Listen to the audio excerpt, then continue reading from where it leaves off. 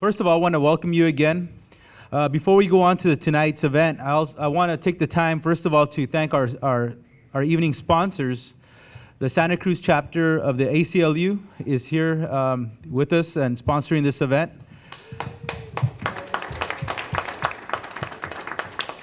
Also, the Santa Cruz Immigration Action Group, which has about 17 different organizations that are part of a coalition.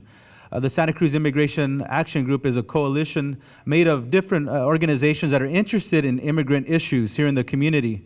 Some of our members are Defensa de las Mujeres, SCORE, the Santa Cruz County Community Coalition to Overcome Racism, the Community Action Board, as well as different churches and organizations in the community.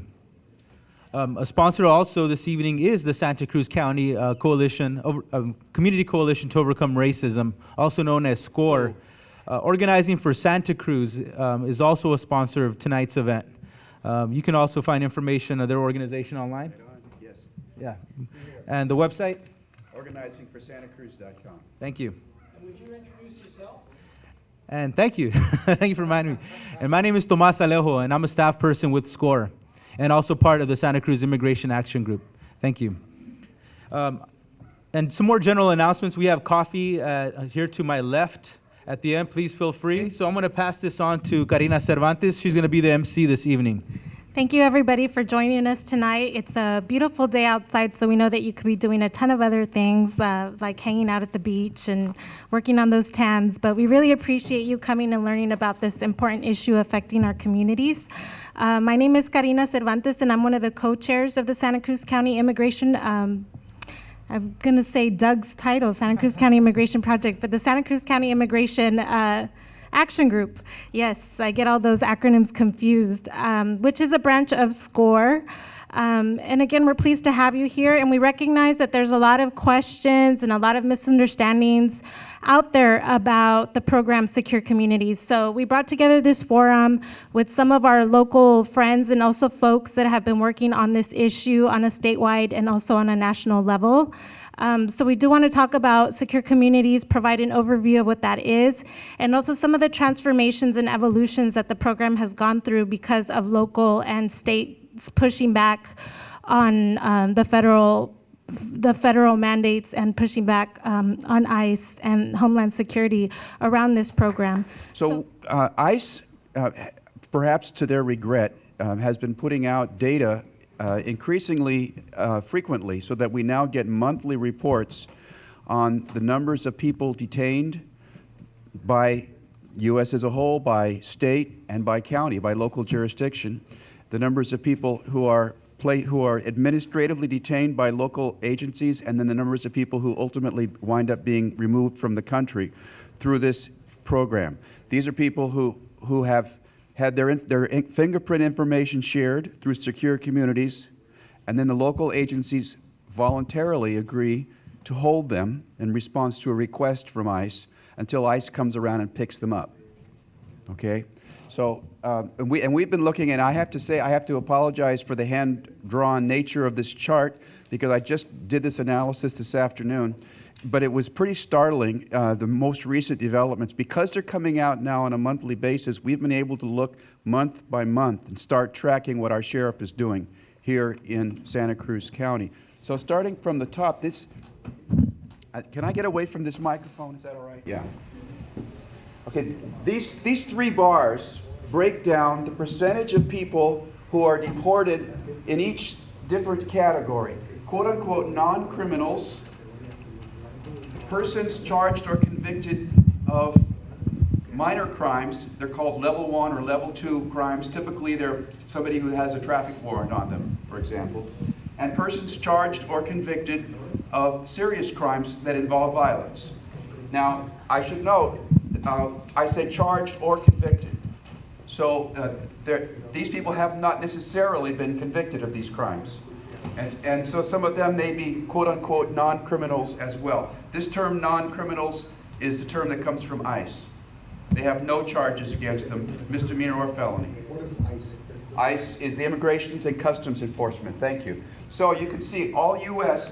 Although this program was sold as a program to remove predators from our community, all U.S. 33% over the more than 2 years that this program has been in effect are non-criminals. 38% are persons charged or convicted of minor crimes.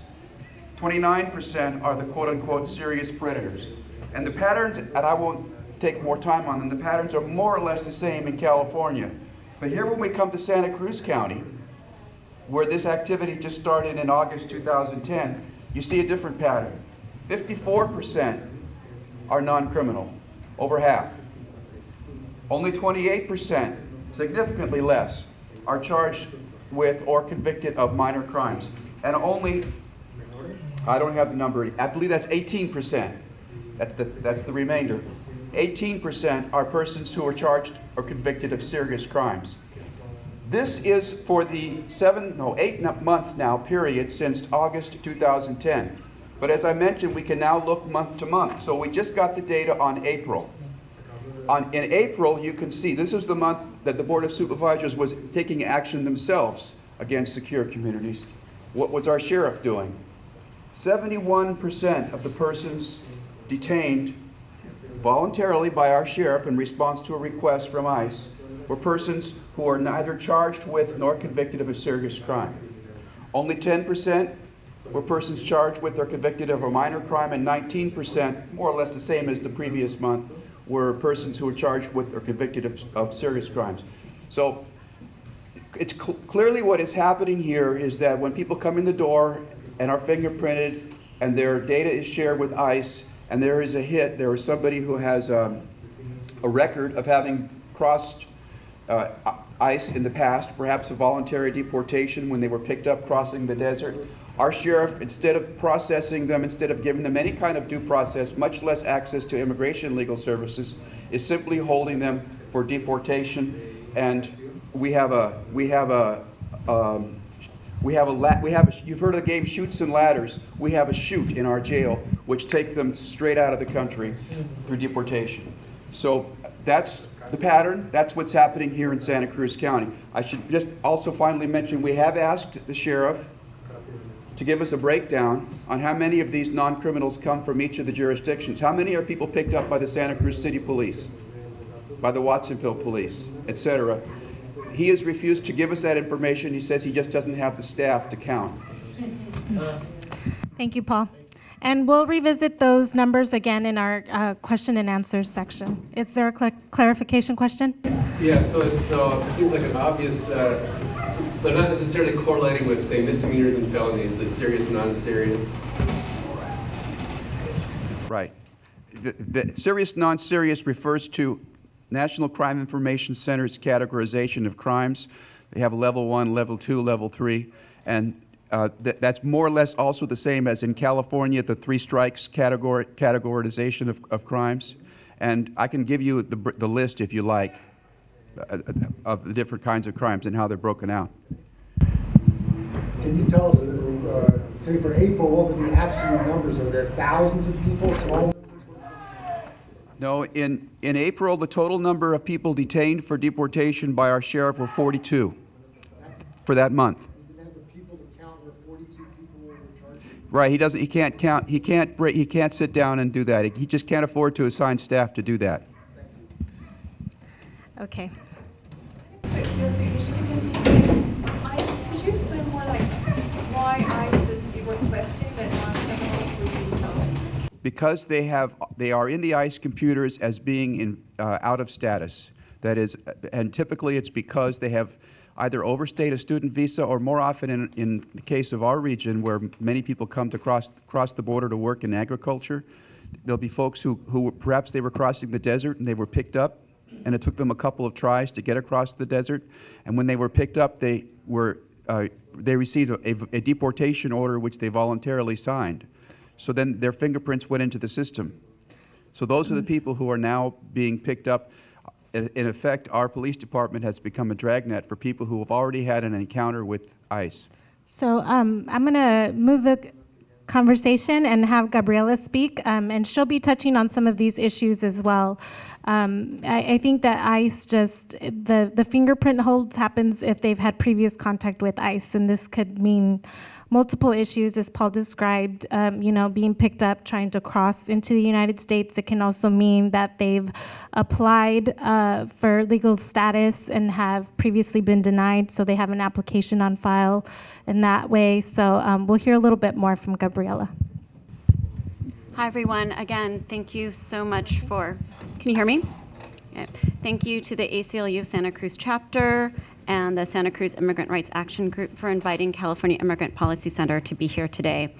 Again, my name is Gabriella Villareal. I work for the California Immigrant Policy Center, and we are a nonpartisan, nonprofit organization here in California that works to advance economic justice for immigrants, particularly here in California. We primarily work on issues related to public safety net and budget issues related to immigrant populations here in California.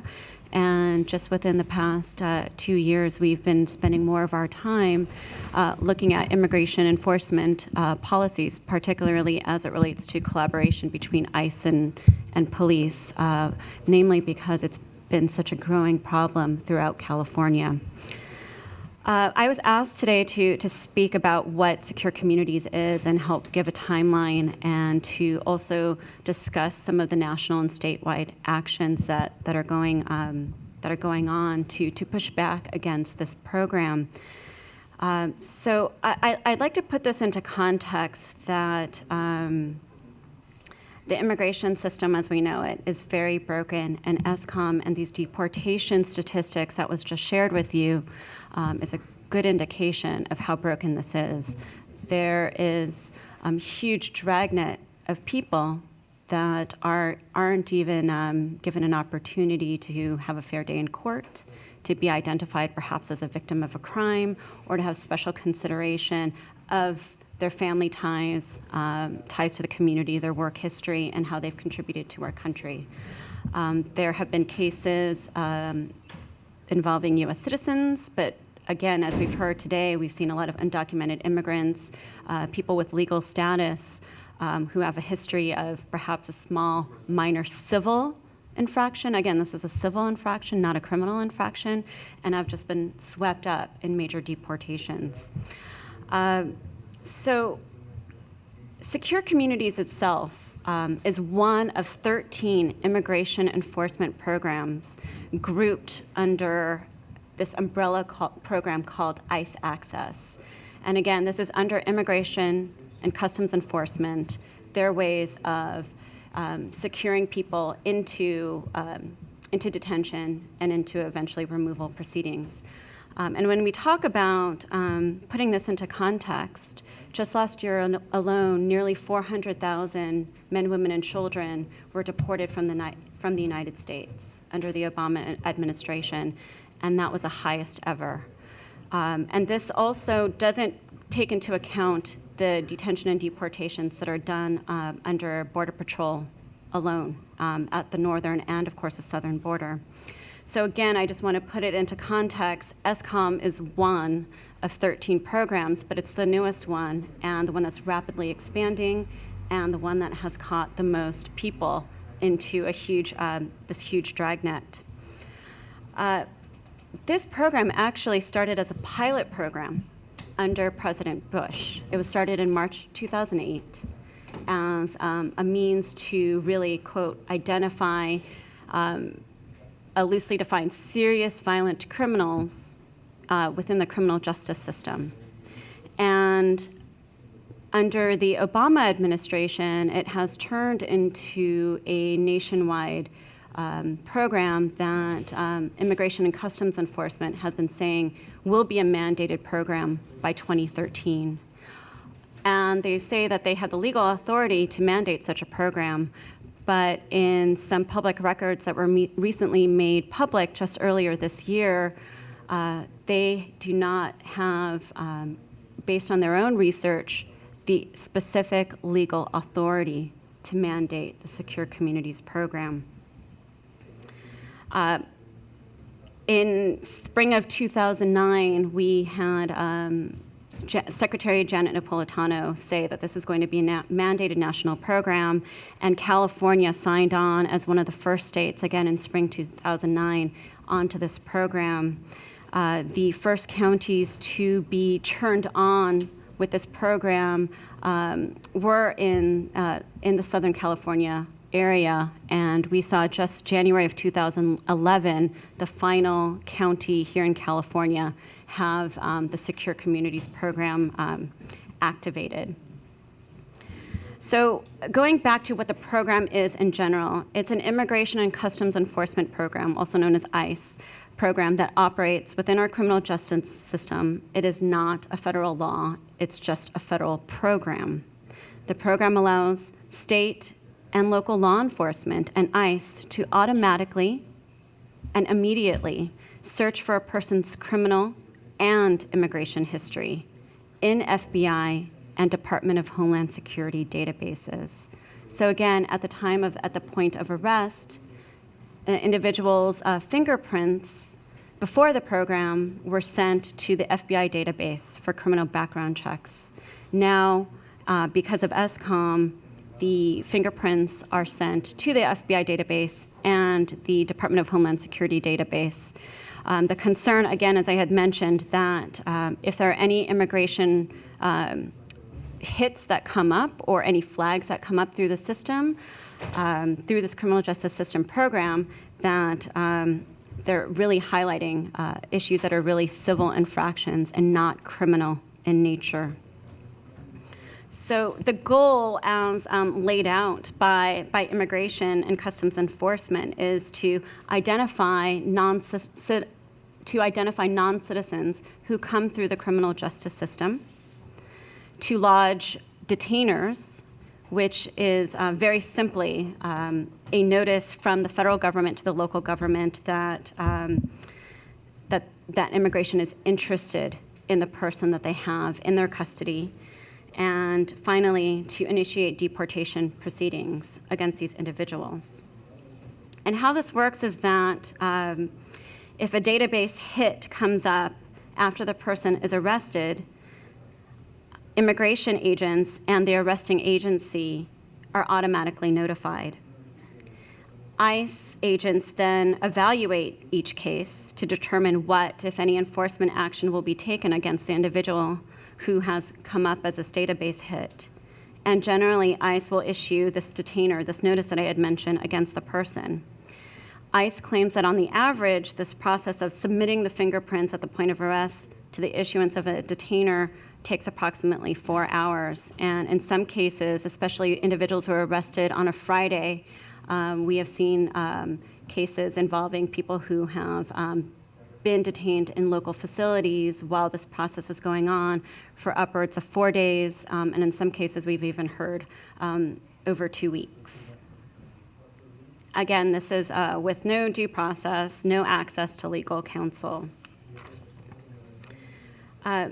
In public statements that were released earlier this year, ICE claimed that, in public statements from 2009 on, ICE claimed that Secure Communities was a voluntary program and that local agencies are free to opt out or decide not to participate. And after this review in 2010, after the program was here in California, a lot of jurisdictions really started to question the impact this was having on immigrant communities and public safety. And Sheriff Hennessy in San Francisco started requesting an opportunity to opt out. We saw Washington, D.C. request to opt out. And slowly and slowly and slowly, community members started asking questions, local law enforcement started asking questions, elected officials started asking questions around the country and saying, well, if this is voluntary and our community doesn't want to participate, then we'd like to opt out. So we started hearing ICE say, well, actually, it's not a voluntary program. It's a mandatory program. And there was a lot of confusion, and there still is a ton of confusion about whether this is a mandatory program today.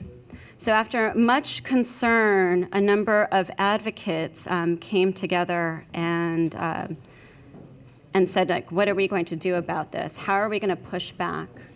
And in the fall of 2010, we saw great leadership from the National Day Labor Organizing Network, Cardozo Law School, and the Center for Constitutional Rights, who joined forces on behalf of ENDELON, the National Day Labor Groups, and other advocates to file a request for information to the federal government pertaining to this program. And that FOIA request went in sometime in fall of 2010. And really, it was looking at some of the key questions. What is the legal authority? Is this program mandatory? And just the basic information that all the communities were asking about, but weren't getting clear answers. And finally, just in January of 2011, this year, the federal government finally produced a number of the statistics that are being reviewed now by ENDELON, Cardozo, and Center for Constitutional Rights. But what we were able to find through these records that are now public is that immigration has been misleading a number of states and counties about the, quote, mandatory participation of local jurisdictions. They have also, in these public records, have indicated that there is no, that they were still even trying to determine what the opt-in, opt-out process would be like. And I should note that they never issued regulations about what an opt-in program would look like or what an opt-out program would look like.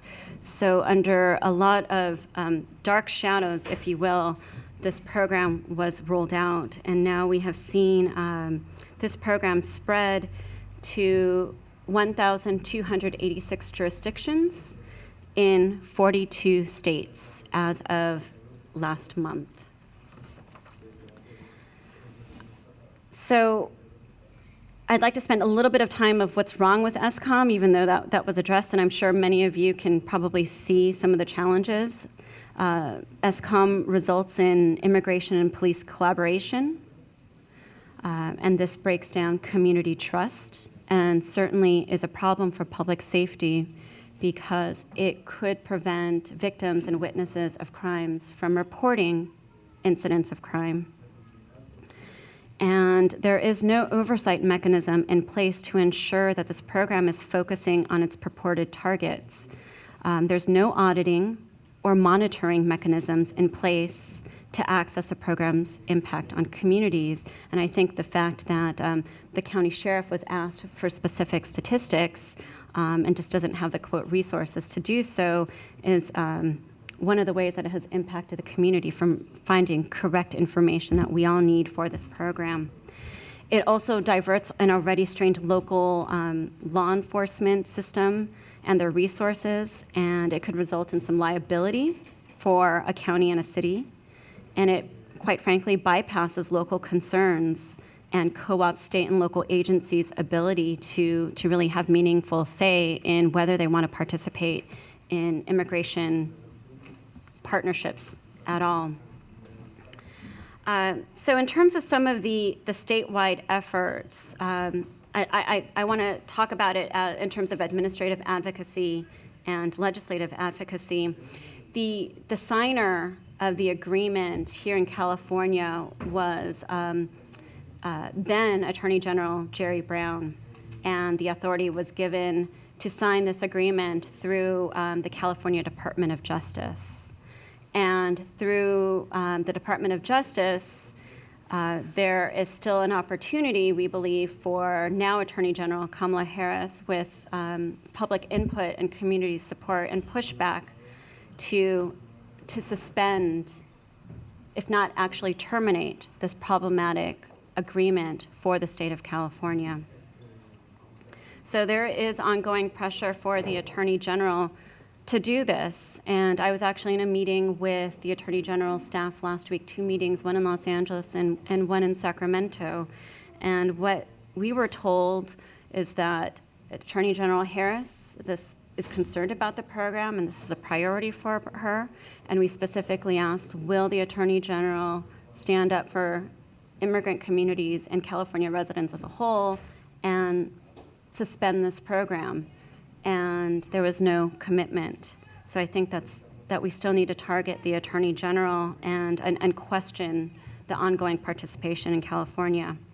And now that the governor is Jerry Brown, he was the initial signatory given his position, but we still need to hold him accountable and say that you need to take leadership here in California and show that public safety and civil rights of all California residents need to be protected, and stand up and say that this program must be terminated and at the very least suspended until there is additional review.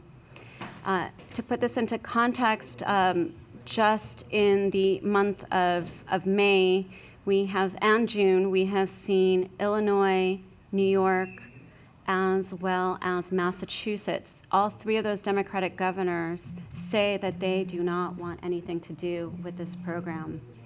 And we encourage Governor Brown to stand up and show the same leadership that we need him to have. While this is going on, there has been efforts at the state level to look at how, since the legislature doesn't have the power to rescind this agreement that the federal government has with California, if there's an opportunity to at least strongly recommend to Attorney General Harris to modify the terms of agreement, which she has the power to do, to also add safeguards and protections for people who are coming through the system. So there is a bill called the Trust Act, AB 1081, that would modify the current memorandum of agreement to provide safeguards against racial profiling. It would require local plans for monitoring arrests. It would also allow for protection for victims of crime and youth from wrongfully being targeted through this program. And also allows counties in California to, quote, opt into the program, giving local counties the opportunity to go through a community process and determine if the Secure Communities program makes sense for the particular county. So this bill was introduced into the Assembly this year by Assemblymember Tom Amiano from San Francisco, and it successfully passed the Assembly with 47 votes just a few weeks ago. And just yesterday in the Senate Public Safety Committee, it passed with a 5-2 vote. So we anticipate it going to the Senate floor sometime soon.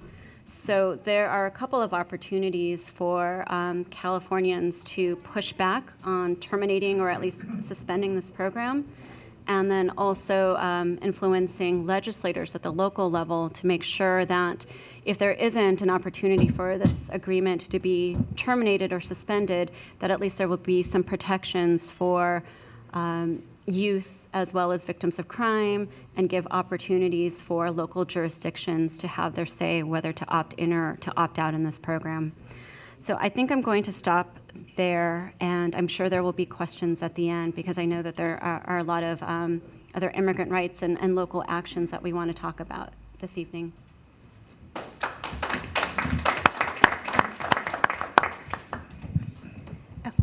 So Doug and Daniel are going to sort of tag team on some of the things that you can do if you get caught up in this dragnet. And just very basic information, neither of them represents folks in deportation hearings or in court, but they do have, Doug being an attorney, there is some background knowledge about what you can do, sort of advocating for yourself, and also advocating, as many of you here, working with members of the community that you work with. Thank you. I just want to say that the ACLU here in California and nationally stands up for immigrants' rights, and we've been doing so since the time of, Japanese internment camps, and we continue to do so today. The ACLU is one of the primary organizations that is suing the state of Arizona, for example, over its discriminatory law, SB 1070. And here in California, we do a lot of work too at the state level related to police practices that have an impact on immigrants and that may inadvertently lead to deportation proceedings. Very quickly, since I have the time on the air and I have a few of you in the audience, I'd like to talk about a report that we published called Costs and Consequences, which details the effects of local policing of immigrant communities by our police departments and sheriff's departments. And it documents some of the effects that their policies inadvertently have as far as immigration-related consequences go in the community. And to that effect, we detail the costs that enforcing immigration laws has on departments and the community, not only fiscal costs, but also the cost to public safety. I mean, primarily the reason that we're concerned with immigrants' rights is because programs like Secure Communities encourage racial profiling and also reduce the assurance that people will be guaranteed due process. We also care about Secure Communities in specific because of the effect it has on public safety to certain members of our community. This program makes it less likely that victims of domestic abuse, victims of other crimes will be likely to report crimes because of the fear that any contact they have with the police, be it the sheriff's department or our local police department, might lead to deportation proceedings. It also limits and discourages people from being witnesses to crime because of the same fear. So I would want to encourage all of you to get your hands on one of this report if you can before the meeting's over, because it's a great tool to use as advocacy in your local communities across the state to talk to your board of supervisors, your city council members, and your local law enforcement leaders about how they can really change their policies to ensure that community trust and communication is not being decreased, but instead is being increased in the community to make sure that we're all staying safe.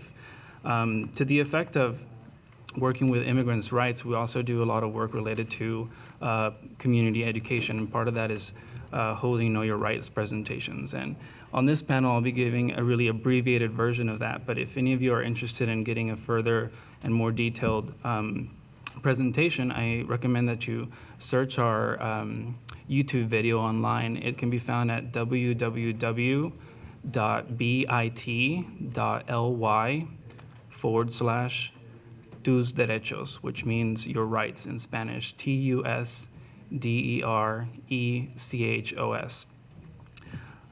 With that, I'll go ahead and mention that every person in the country has rights, whether they are citizens, residents, or visitors or tourists in this country. And no matter what, some people might believe, some people with strong opinions related to immigration, everybody has rights in this country, especially the rights to due process. Related to that, if anybody leaves with any information this evening, I want you to leave with knowing that everybody has the right to remain silent, the right to remain free of the invasion of privacy, and everybody has the right to contact their attorney and to have a lawyer to represent them, whether you're a citizen or you're not. With that, I'd like to also move into the specific issues that affect people that might not be sure of their status in the country, that might need to take extra precautions when facing police out on the street. And those are primarily the issues of what ID to carry, what to do if you don't have ID, and other things that are implied with that. Related to identification, it's important that everybody carry ID, whether it be ID issued by the state or by another country. If you can't obtain an ID issued by the state of California, at least try to obtain an ID issued by your own country or perhaps your local consular office. Many times the police will ask you for your ID to not only determine your identity, but also to make sure that you're not someone else that they're looking for. And not having an ID is one of the ways in which a lot of innocent people end up in the jail system, end up being fingerprinted in the booking process, and end up in this program that Gabriella has just described as secure communities. So it's important to carry an ID, and it's important to show it to a police officer. If you don't have an ID and you get stopped on the street or you get stopped while you're driving, it's important to remember only to give information about yourself that would appear on an ID. So what does that mean? That means only give information such as your name, your address, and your date of birth. If an officer attempts to ask you information about your place of birth, or perhaps when you entered the state, or when you entered, how long you've been in California, or where you're from, those are questions that you don't have to answer, and that's when your right to remain silent kicks in. And everybody should remember that. We all know that encountering the police can be very scary and frightening, even for people who have nothing to worry about, who know they have done nothing wrong. Citizens of the United States, it gets scary. When you see those lights flash, you sort of tense up. So it's important to stay calm and remember to not divulge more information than you really need to, especially not information that might lead the officer to suspect that you're in the country illegally or that you might be foreign-born. Related to being stopped on the street, there are certain things that we recommend that you sign and certain things that we don't. And that can get really legally tricky. But the rule of thumb is that if you're stopped on the street and you're issued a citation, you want to sign that, because that simply means that you agree to appear in court on the date that appears on the citation. However, if you end up being brought into the jail system or being booked, that's when we recommend that you don't sign anything until you have spoken with an attorney who can recommend to you whether it's in your benefit or not to sign it. I'll just give you one example. In the jails, they'll often try to get people to sign voluntary departure orders, which essentially means I agree to leave the country, and that's when the person gets deported. However, this form and signing this form may be beneficial to some and may be detrimental to others who might later in the future want to apply for residency in the country. So it's always important to remember to contact an attorney when you're in the jail system. Sure. Sure, I've been asked to speak a little bit louder because there's somebody translating and it's hard to. Okay, great. One other thing I wanted to mention too, when encountering the police on the street or while you're driving, it's always important to remember how important it is to document what happens, whether it turns out negatively or not. It's always important to remember who stopped you, what agency it was, because there's a difference between whether the police department stops you or a on-campus police department stops you, or sheriff's department stops you, or the California Highway Patrol. Because these are different agencies, they each have different policies, and reports filed to those agencies go to different places. And everybody has the right to file a report. And the reason I say it's important, not only because of your own situation, it's important for advocates like us who meet with your police departments and your sheriff's departments, who come to them and say, our experience and the relationship that we have with the community has led us to believe that your department is doing X, Y, and Z. And unless we have examples of those testimonies, those stories and experiences, we can't put pressure on the sheriff's department to change those policies. The other thing we see is that when a police department might have a certain policy related to what forms of ID to accept, the fact of the matter is that on the street, the practice is completely different, and different police officers might accept, for example, a consular ID, and others might not. And those are examples that we need to be able to talk about when we meet with them. That reminds me of another point I wanted to make. Related to what forms of ID you want to show, it's always important to calculate the risk. There's situations in which showing one form of ID might be better than showing another. Like I mentioned before, showing ID in most cases will simply be used for the officer to be able to write you a ticket to confirm your identity. In other situations, and depending on what jurisdiction you live in, showing a foreign ID might be proof or might be an indicator or give the officer reasonable suspicion to suspect that you're in the country illegally, and encourage the police officer to take further action, which would be bringing you into the jail for fingerprinting. So you have to make a sort of an assessment as to whether you believe the police officer is simply going to use the ID to write you a ticket, or if the police officer is going to use that information against you. Once entering the jail system, if you do happen to enter, it's important, like I said before, not to divulge information about where you were born or where you're from. Jails will tend to ask where you were born in order to, quote unquote, comply with their Vienna Convention obligations to contact their consulate. We know that this is often not happening in jails, and it's a problem that we're trying to address. But you should know that information that you give to jail officials will be shared with ICE agents. It's gotten to a point now where ICE agents have plenty access to jail records and information. They have records about who's being held in the jails, and you should never expect or assume that information that you give to a jail agent won't end up in the hands of an immigration agent. Having said that, it's also important to know that when you speak to an ICE agent, whether through the booking process or whatever, you should also never assume that the agent isn't an immigration official. We've heard many stories where the individual isn't notified that they are now speaking with an immigration agent, and at that point the person's divulging information about when they enter the country or where they're from. I already mentioned that you have a right to contact your consulate. It's always important to remember your consulate's number. That's an obligation that the jail also has. If you wish to contact your consulate, they have to do so. With that, also remember that anybody that enters a jail, whether you're a citizen or not, has the right to make a certain number of phone calls. One of them is to your lawyer, and another one can be guaranteed to you to make arrangements for childcare. You should know that the conversations that you have on the phone can be recorded and can be listened to by ICE agents or other officials. The only call that you should expect to remain secure is the phone call you make to your lawyer. So it's always important not to talk about your case when you call your family member who's freaking out about you being in the jail. It's important, to say, stay calm, everything's under control. I'll talk to you soon. I'll contact my lawyer who will give you more information. But always assume that somebody's listening when you're on the phone. So I mentioned not signing things. Doug, is there anything else you would like to add?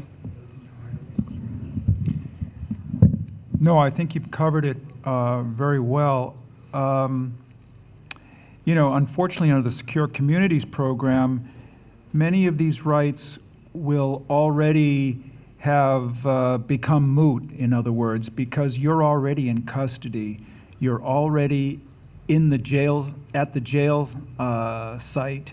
And unfortunately, under Secure Communities, they're then taking your fingerprints and sending it in to the Department of Homeland Security web database. But you still have the right to remain silent, which is can be very helpful. If it should come back, there's been a hit, in your case, we're going to need to hold you for immigration. What did you do? Or are you illegal? I mean, these are all opportunities where you would perhaps make your case harder or get yourself into more difficulty by responding. And so it's very important to maintain your right to remain silent. In addition, you still have the right to consult an attorney. So even though, again, you are already in custody, you may even know that immigration is coming to get you because they have 48 hours to arrive at the jail.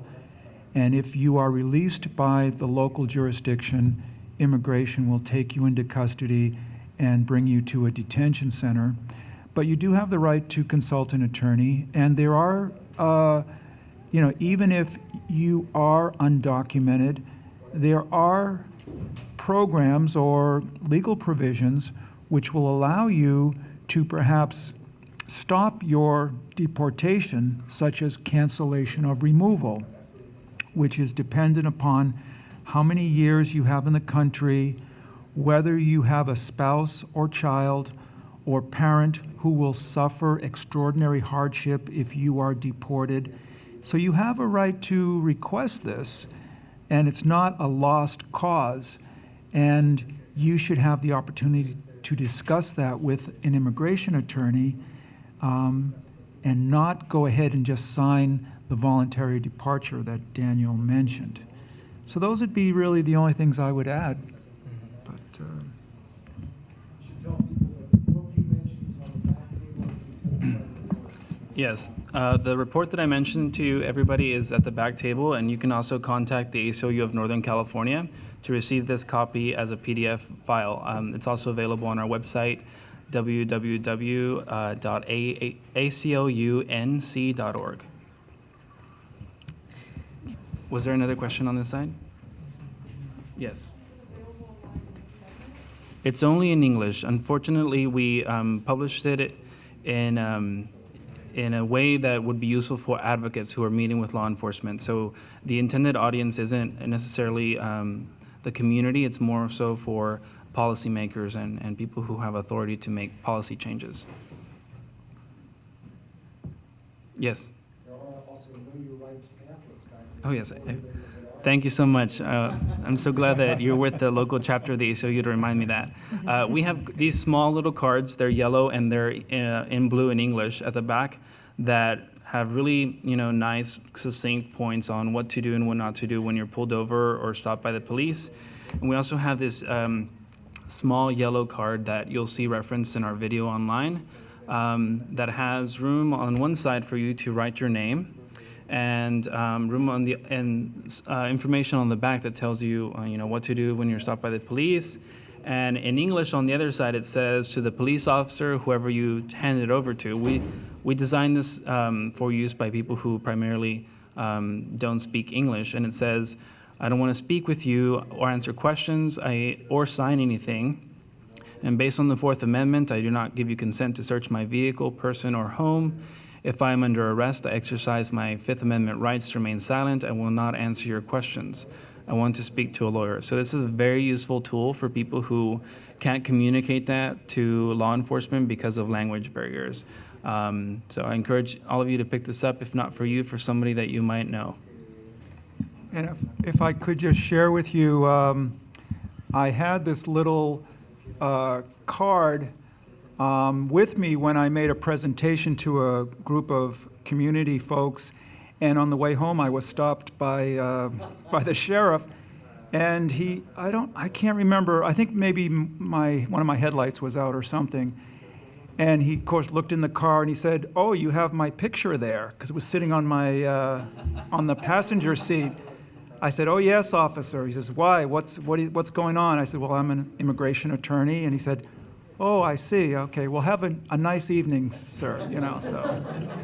So maybe it helped me out even. A question over here? There was a ruling not long ago, and in which an immigrant did ask for a lawyer. The lawyer was not informed on immigration law and gave the person bad information, whether they were able to go to a lawsuit. So when you say a lawyer may be an immigrant lawyer, a lawyer, Don't answer that.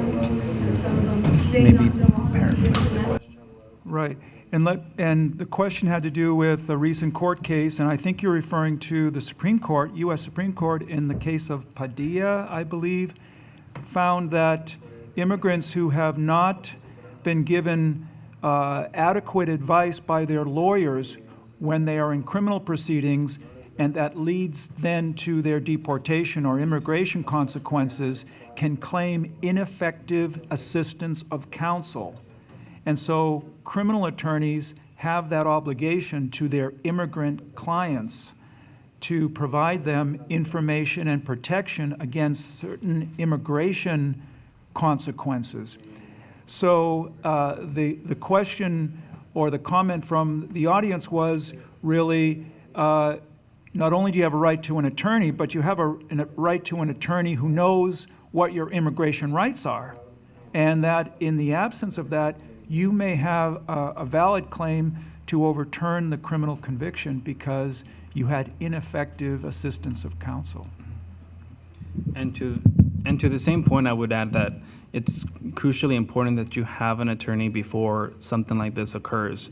It's always good to know what the organizations are in your area that advocate for immigrant rights or provide legal services. Like the panelists have already said, Immigration and Customs Enforcement has 48 hours to come and take custody of you, and after that, it's sort of a game over. So you have a very small window of time to contact an attorney and try to get some sort of resolve. Was there another question? It's just for two quick, I think, points of clarification. And this, first of all, to bring this issue home here in Santa Cruz County, 42 people in April who were held for deportation by our sheriff were not given access to immigration attorneys. So that although we've heard that it is a right that is not being honored here in our county. And another point I think we perhaps haven't been clear enough on in our public education in the past. Secure communities is just, with all the debate about whether there's an opt-out provision or not, whether it's going to be a law changed. Secure communities only refers to the information sharing. So there is an argument being made that we have to share that information, but there is no argument being made that it is mandatory that the sheriff actually holds people. That is voluntary. So there is another route to go while we attempt to deal with the opt-out process of sharing information, and if we neglect that other route, we perhaps miss the boat. That is, and this is what Sheriff Hennessy is doing now, and that is to say, I will not comply with detainer requests except for certain cases when it's appropriate. Right, and thank you for pointing that out. That's also included in one of our recommendations in this report as well. It describes sort of the tier process that you described earlier, and it gives recommendations to local law enforcement about which detainers, what are called the requests to hold somebody, which detainers they should enforce and which they shouldn't, to continue this process of ensuring trust amongst the community and law enforcement. Okay, thank you. So now we're going to have Tomas, Alejo, and Paul Johnston talk a little bit about what we've been doing locally around the policy of secure communities as come here in Santa Cruz County. Thank you, Karina. I'm going to talk about local efforts, a brief timeline of our actions here in Santa Cruz County, and then I'll pass it over to Paul, and he'll talk about what we can do as next steps to get involved in this important issue. About a year ago, our Santa Cruz County Immigration Action Group came together, first of all, to work on citizenship rights forums, and we hosted several, both in South County and North County, to provide access to attorneys for people who typically will not have access, or people who just weren't aware where those resources were available. So that was our first actions. And then about August 2010, as was mentioned, the Santa Cruz Sentinel wrote a paper of this county adopting a program called Secure Communities. And so we started asking questions, how does this affect us? Who actually signed on to this? Who allowed this to happen?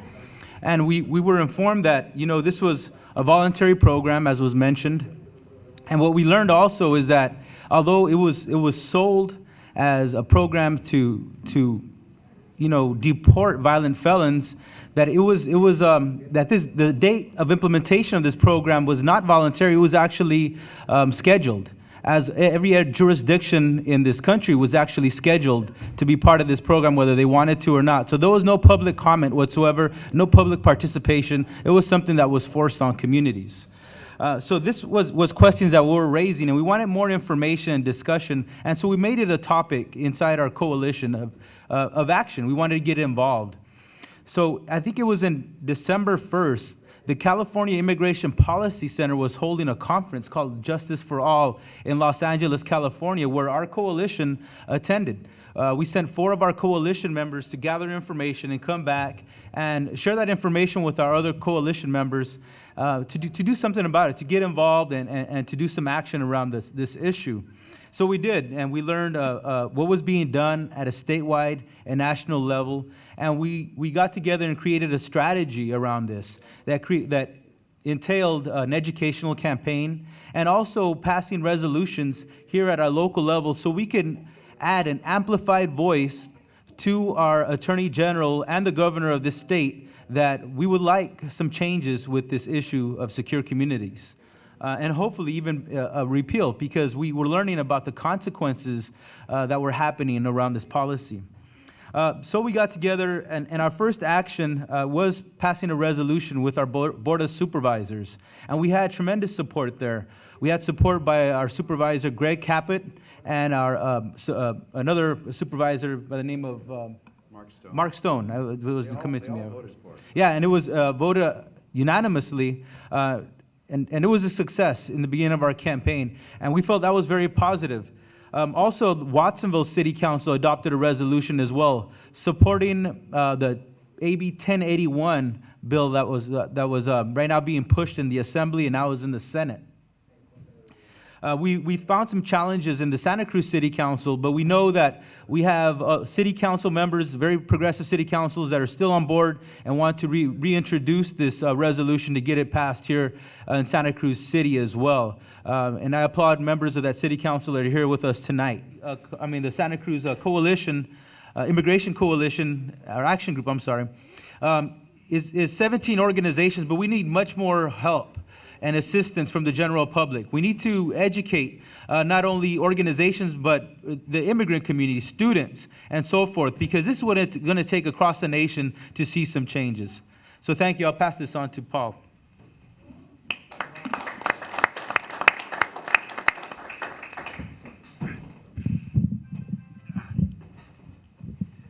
Okay, well, I guess the question now is really for you, and the question is for all of us.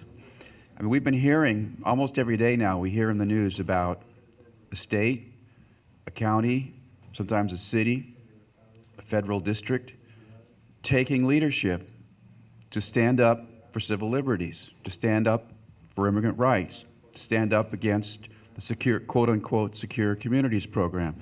So the question really is in front of us now, do we want our county to stand up and to really provide some leadership? I'm not talking about just endorsing a bill which gives us the ability to opt in or opt out, which is in some ways kind of easy to do, right? Should be easy to do anyway. But do we want our county to provide leadership on this issue? Can I get a, yes, we do. Can I get a thank you? Because the groundwork has been laid to do that. I think there has been a good deal of public information. We've created some controversy, and as a result, there's been information in the media. We have leadership, great leadership coming from the Watsonville City Council. We have some strong leadership amongst, there may be some differences on the process, but at least there are significant minority and possibly a majority on the Santa Cruz City Council. But most important, the people who have the power to take the decisive action, the surgical action of the Board of Supervisors. The Board of Supervisors, which is on board with us now, and the Board of Supervisors, which is now, starting on Monday, holding its annual budget hearings. Now, we've already emphasized it is voluntary on the part of local agencies whether or not they comply or to what extent they comply or which detainer requests they honor and which they don't honor. It's entirely discretionary. It's not mandatory. That's not at issue. Our sheriff chooses to comply with all of them. That means that he spends our money holding people in jail until ICE vans come to pick them up. The Board of Supervisors, which passes the budget, has not authorized that any of our money be spent in that way. He does it on his own. The Board of Supervisors is now considering their budget. The first general public hearing on the budget, and we have received invitations to come and testify and maybe raise this question at that hearing and given indications that there will be a receptive audience, is Monday night. Monday night, appropriately perhaps, in Watsonville at 7:30 p.m. There'll be opportunities for general public comment. So here's my question to you. Can we communicate effectively with our members of the Board of Supervisors to ask them to defund deportations? Yes, we can. Can we ask the Board of Supervisors to tell the sheriff to put a rider on his budget to say none of these funds will be used to hold people who have not been convicted of serious crimes and have not been given access to immigration legal services, that's not your discretion, that's our discretion, and we say no. So now the question is, can you, who are not just an audience, but you're here because you're activists, because you're people who care about these issues, and you all have your own networks, your own ideas about how you can send a message most effectively. How can you help? And I think that's the question that we're going to be turning over to sort of general discussion, right? Is how we can organize together, how we can, in the process, build a stronger coalition for civil liberties, human rights, and immigrant rights in Santa Cruz County. Our challenge is that the sheriff is an elected official. There's no public forum in which he's accountable, unfortunately. We've attempted to nail him down a few times, and he's kind of evasive, I guess you could say. The one moment, the one surgical moment is this next week, that budget hearing, because there's a daily expense for holding somebody in the jail. The budget has to be approved by the Board of Supervisors, and they have the ability to put a rider in the budget saying what money can and cannot be spent on. That's our moment. I'm Mike Rotkin. I'm a member of the ACLU and a former mayor of Santa Cruz. I know most of the people in this room are here over civil liberties concerns, and I think we have every reason to have strong civil liberties concerns about what we're learning here. Because this is on community television, I just wanted to say something brief to people perhaps who are not focused so much on civil liberties, but the question of secure communities, or so-called secure communities. The serious problem with this, aside from what it does to the people who are caught up in it, is what it does to the communities that it takes place in. And that basically, it makes immigrant communities afraid to talk to the police. Last year, 2 years ago, the city of Salinas solved 14% of their murders. They found out who did them. The city of Santa Cruz solved 83% of the murder, found who was responsible for 83% of the murders in our town. And a big part of the difference is that in our immigrant community, people are not, have in the past at least, not been afraid often to speak to the police and say, what did the car look like? What did you see? What went on? And to actually communicate. With this program in place, people are going to be afraid to come forward, and we're going to be in the same situation that Salinas has been in for the last decade or two, which is people afraid to come forward as witnesses and actually make our communities safe. And that's something that affects not just immigrants or not just people who may be undocumented, but everybody in the community. When you have a community where people are afraid of the law enforcement because they may get deported and can't share their information, that's a problem for all of our community in terms of our safety. So whatever people's views are in general about immigration and the federal programs and so forth, it's really important that this program be attacked and be undone, because it really is making our community less safe, less secure, not more safe. I think it's really important. So I really appreciate this program going on. Thanks. Yes, Steve Plach, ACLU. I spoke to Daniel earlier, and Doug and I met when I was a domestic violence victims advocate for the Louden Women's Center, and at that time we were discussing the Violence Against Women Act, which is the major federal law that protects reportage of domestic violence incidents amongst minority communities. I think it would be well if we would emphasize the fact that secure communities, it has a chilling effect on the reporting of any domestic violence, particularly in the minority communities.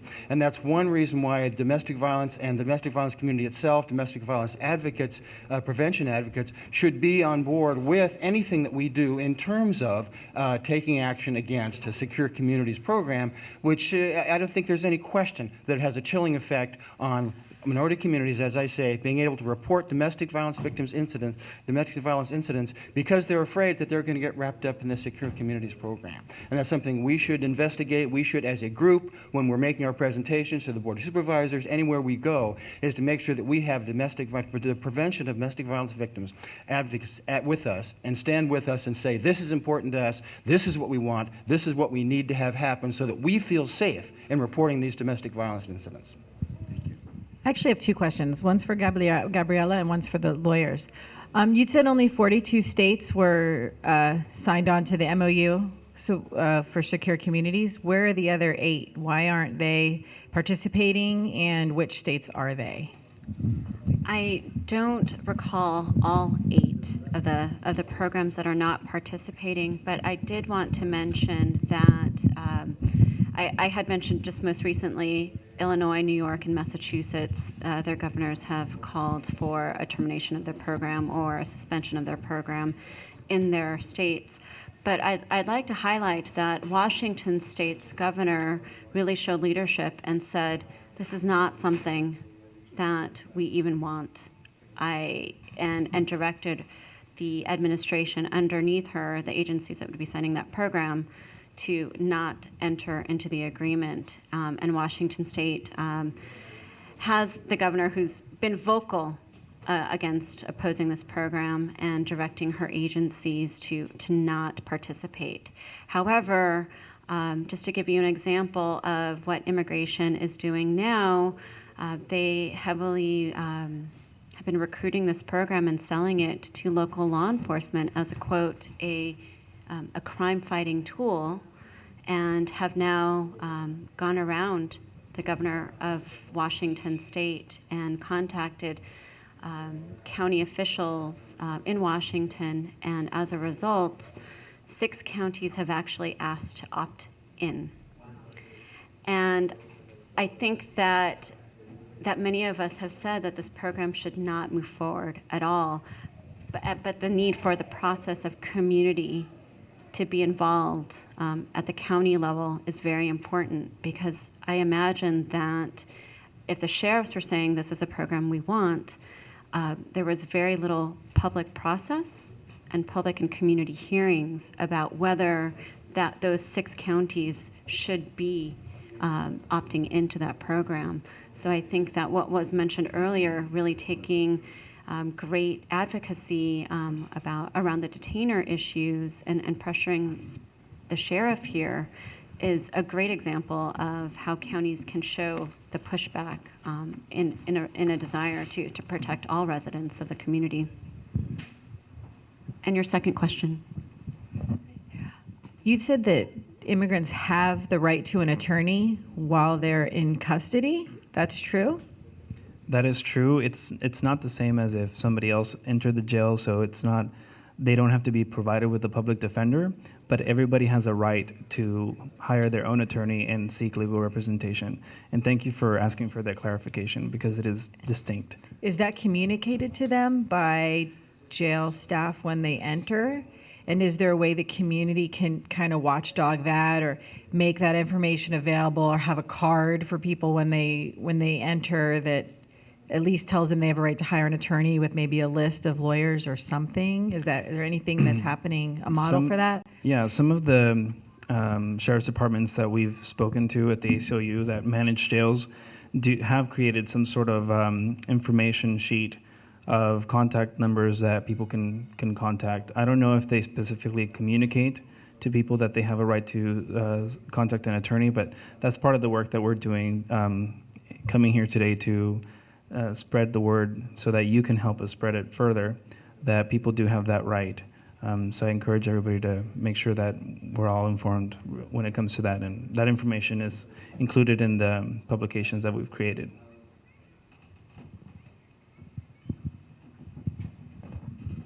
Thank you for the presentation tonight. And now I have 2 questions too, and the first is as a result of Jen's question, because I've seen lots of claims by people that are anti-immigrants and anti-better immigration policy, saying that people who have committed crimes and are illegal immigrants are provided with free public defenders.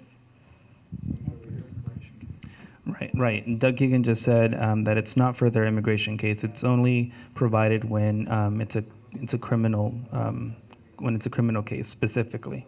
But related to once you're entering into the system and you've been fingerprinted and ICE has requested that you be held, that's a completely different matter.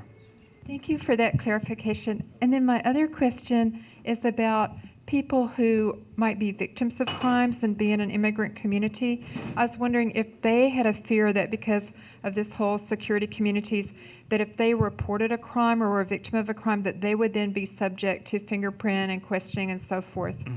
Sure, and I'll give a little bit more information about why it's an issue for victims of domestic abuse. what we have seen, and there's many documented stories about this, is that, for example, there might be a report to the local police department that there has been an instance of domestic abuse, be it, the wife or the husband calling in to make the report. Upon arrival on the scene, the police officer can't make a distinction about who is the primary aggressor, what they call, who instigated the domestic dispute. And in turn, they'll bring both the perpetrator and the victim into the jail for booking or for ID purposes, or simply for more investigation. At that point, this program kicks in once those fingerprints go into the system. Whether or not the victim ends up being prosecuted for their involvement in the dispute or whatever, they've already entered the system, and that's where they're flagged, and that's where they enter the deportation proceedings. The other very troublesome thing that we are seeing too is that, specifically related to immigrant communities and investigations, there are language barriers that prevent people from really being able to defend themselves and accurately communicate to law enforcement their side of the story when it involves a U.S. citizen and a non-U.S. Citizen in a domestic violence dispute. So there are all these implications that come into play related specifically to domestic violence and the effects that secure communities has on victims. I think this is what happens to people who report crimes is a very serious matter, but I think it also addresses the need to look at the intersection of immigration and criminal justice systems overall. Another example of a case that actually occurred in Los Angeles, where, if you're not familiar, venting without a license on the street is against the law, against city law. And there's a case of a woman who's a hot dog seller, who was arrested by LAPD, did not have a license, and because of ESCOM was placed in detention and was put into removal proceedings. So this is a dangerous precedent that this case and this program in general is having. So we're having everyday workers who are doing what people have done to survive, selling food on the streets. They didn't have any access, they may not have authorization, and because it's against the law in the city of Los Angeles to sell food without a permit, this person got swept up. So I think we really need to be mindful that not just is this an immigration system, but how these two systems have really interconnected and have created a huge dragnet of hundreds of thousands of people now being deported. Hi, my name is Peter Klotz Chamberlain. I'm with the Resource Center for Nonviolence and also First Congregational Church. My first couple of questions, in a way you've probably answered, but am I to understand that this process is initiated once they are booked or brought to jail, or can it be initiated on the street by a law enforcement officer in any way? Like even the situation you just described, is that person brought to jail, or where is it? At the jail. Right, first step inside the door. Okay, and is there a way, say, especially in our own community, to track this as it happens? I mean, I know it's difficult once you're detained to communicate with others, but is there a way to know, for instance, how many people right now are in this window of time in the county jail, a way for the community to respond once it's happened? You think? I would think. You think? I mean, we've been asking the sheriff those questions for months. Well, I'll just say, we have been asking the sheriff those questions for months, and he has been pleading, the data systems are just too complicated, we can't figure them out. We don't have this, we're getting a new database online, and we haven't figured out how to produce that kind of data yet, or most recently, I don't have the staff to count. So at this point, we're a month or two behind. You can see we're looking now at the data from April. And unless somebody from the Board of Supervisors, I would think, gets the sheriff to sit down and answer some questions through a serious investigation, which I understand that there's some consideration being given by the Latino Affairs Commission to suggest that they do that. I think that's probably going to be necessary in order for us to get the sheriff to cough up the data. And one other detail, do any of you have any qualms about AB 1081, or is it clearly something that everybody should be supporting? I think that we need to take a couple of different approaches, and one legislative solution is not going to address the whole problems that occurs with this program.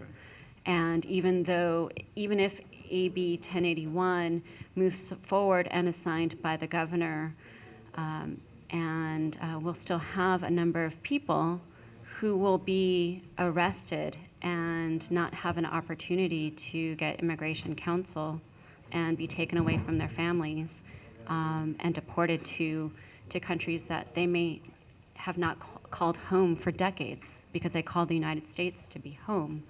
As I had mentioned, it would, I think it's a great opportunity to have local county process review and make that decision of whether counties want to opt into the program. And it's important that there are protections for victims of crime as well as for youth. But I think we need to take a look at the big picture of the responsibility that California leadership needs to take to protect all of California residents, as well as the United States Congress and President Obama, who also have a say and a responsibility, I think, to fix the immigration system.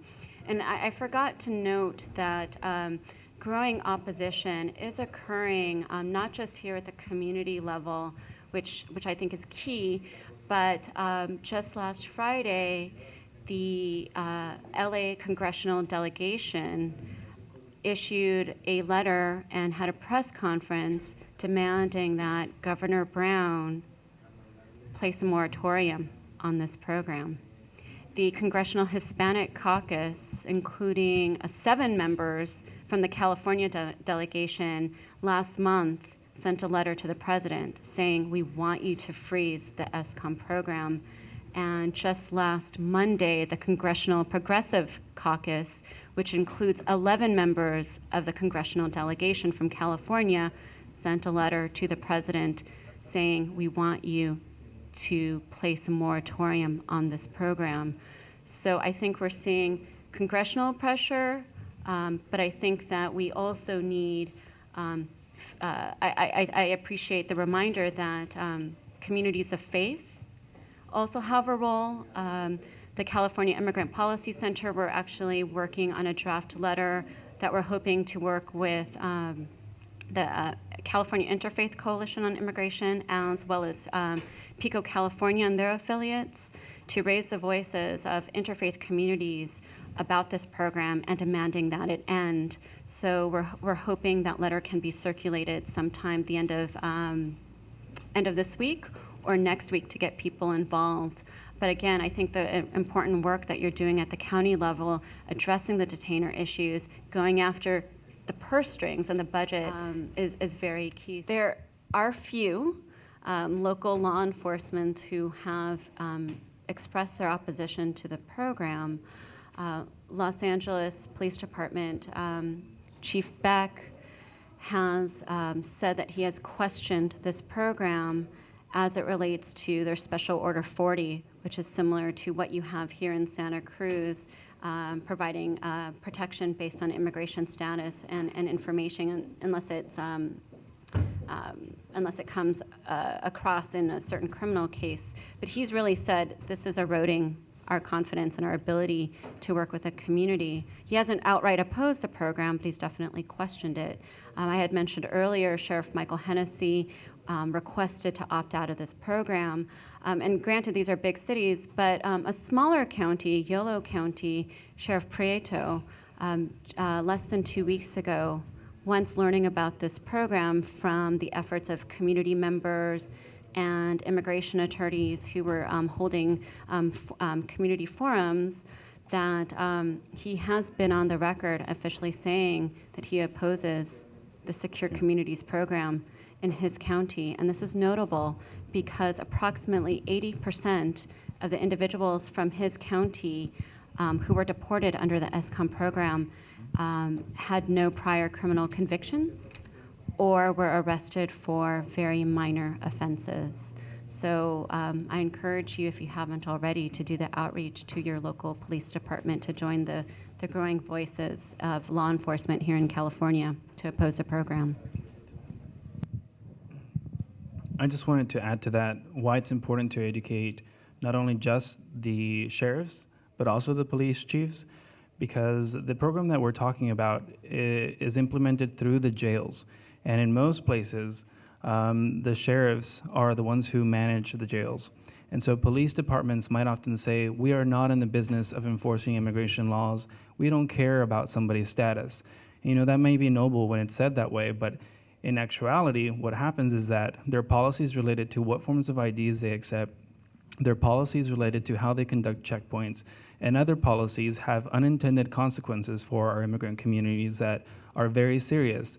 And part of these policies also impact whether or not somebody is brought into the jail for booking or identification. So it's also very important that they get informed as well. Don't assume that just because they're law enforcement, they know that this is going on in the jails. I've met with various chiefs that have had no idea until we met with them that this program was in their jails. Thank you. My name is Tom Alejo, and I'm Director for Hope Ministries in Watsonville. The immigrant community in Maricopa County, as you all know, Phoenix, Arizona, has experienced a lot of deportation by the thousands by unfair laws. And Sheriff Joe Arpaio has treated the immigrant community, dressing them in pink, holding them for ICE, and they're deported, and then families are separated. A lot of fear. I've been doing community activism over there, protesting on the SB 1070 and now the ethnic studies, which we've been fighting very hard. But we need to put the pressure on Sheriff Wowak. We don't need in Santa Cruz County another Joe Arpaio. And Joe Arpaio, lately he likes to be called Jose Arpaio. So let's put the pressure on. I know, like Karina said, that we could be doing something else, but we need to unite in Santa Cruz County.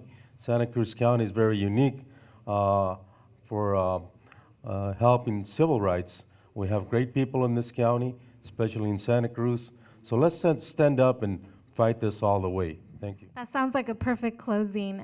If anybody would like to get more information about some of our actions through the Immigration Action Group, please include your email information or phone number, whatever you prefer to use, on the sign-in sheet that we've been passing around. You can also give us a call at 831-724-3461. That's the number for the Community Information Center and Migrant Assistance, which is one of the partners in the coalition for the Immigration Action Group, and we'll contact you. Please also, if stay vigilant. We ask you to protect your community members, and if you hear of civil rights violations, both outside and within the jails, we ask you to notify us, and also to try to be a bridge towards an advocate and attorney for that person, for someone in your community. So again, we just ask you to join us in our efforts. Sure, I'll repeat the number as I was asked to do. Our telephone number is area code 831-724-3461. Thank you, and have a good night.